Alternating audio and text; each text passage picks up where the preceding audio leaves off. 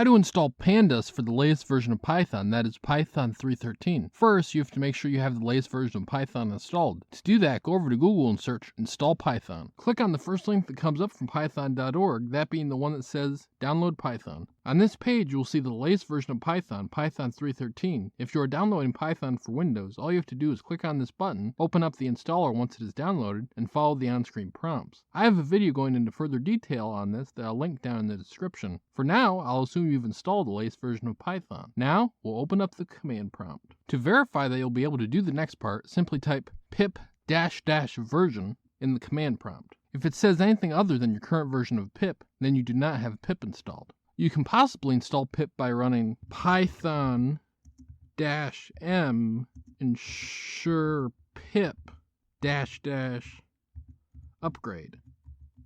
If that command doesn't work for you, though, the only other thing I can recommend is to visit or revisit my video on installing Python, because if you followed that directly, then pip should be installed correctly. Finally, we can actually install Pandas for Python 3.13. Simply type pip install pandas. This will install Pandas as well as any dependencies needed for Pandas to work. After the download is done, you can check to make sure it worked. Type Python. Then type import Pandas. If nothing happened other than the cursor moving to the next line, then you have successfully installed Pandas on Python 3.13. Like and subscribe to learn more.